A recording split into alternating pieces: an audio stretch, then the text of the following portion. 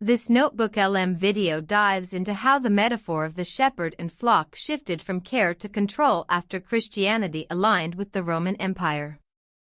After the Council of Nicaea in 325 CE, the Church adopted a Roman-style hierarchy. Leaders consolidated authority, dividing clergy from laypeople, and followers were expected to pray, pay, and obey. All right, let's dive right in. Today, we're going to unpack a really fascinating and powerful critique of how institutions, even ones with the best of intentions, can change over time. And we're going to do it by looking at one of the most famous metaphors out there, the shepherd and his flock. Okay, let's just start with this. This is a pretty bold statement, right? It's provocative, and it really gets to the core of what we're talking about. It's this powerful claim that a relationship that was supposed to be about care somehow morphed into one of control. So yeah, that is a really harsh critique. But what does it actually mean? Where is this idea even coming from, and what's the history behind it? Well, that's exactly what we're going to get into today. To really get a grip on this critique, we've got to go back, way back. We need to look at the original context and see how this whole shepherd and sheep thing was actually used in the first place. See, what's so interesting is that in the New Testament, this good shepherd metaphor, it wasn't about blind obedience. Not at all. It was all about value. The picture painted is of a shepherd who knows each of his sheep by name, who protects them, who would literally die for them. It was personal. It was nurturing. And the talk about bad shepherds, that was a direct shot at the corrupt and negligent leaders of the day. But then, something happens. According to the folks making this critique, there's this huge turning point in history, a moment where the meaning and the use of this metaphor started to fundamentally change. And that moment, that's what historians call the Post-Nicene era. Basically, after the year 325 AD, everything changed for Christianity. It went from this often persecuted minority group to suddenly being aligned with the Roman Empire itself. And that set the stage for some massive, massive institutional changes. So this new relationship with the empire, it kicks off what some call the Great Shift. This is where the whole structure, the very DNA of the church, is said to have been completely transformed. And wow, this slide just lays it all out, doesn't it? It's like a tale of two churches. On the left, you've got the early communities, more flat, decentralized, this idea of a priesthood of all believers. But then look at the right side, the post-Nicene church, a totally different story.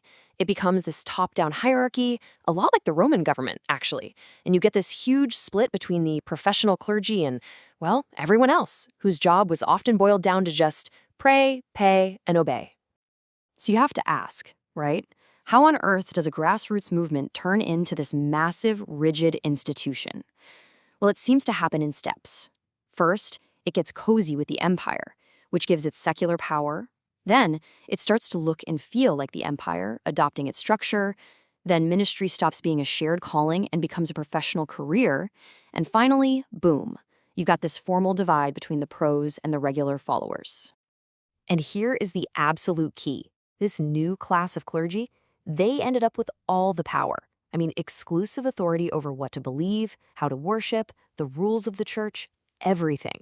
Power that had once been more shared was now concentrated right at the very top.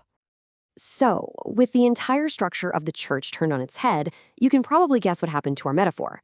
That whole idea of the shepherd and the sheep? Yeah, that got reimagined too. And this right here, this is the heart of the critique. The argument is that the shepherd and sheep imagery was basically repurposed.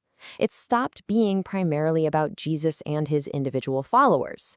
Instead, it became the perfect metaphor for the new power structure. The clergy were the new shepherds, and the laity, they were the sheep. It became a tool to reinforce authority and submission. Okay, so we've walked through the history, the whole argument, but let's be real. Why should we care about this today?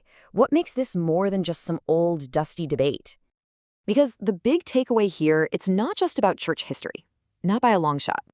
What this story really shows us is this universal tension.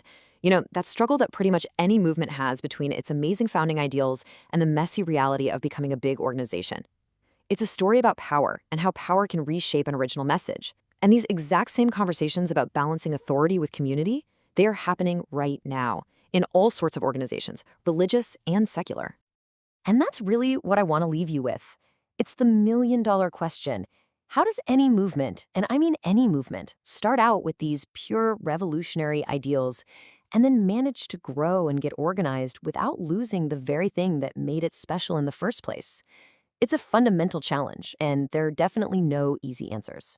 Thanks for watching.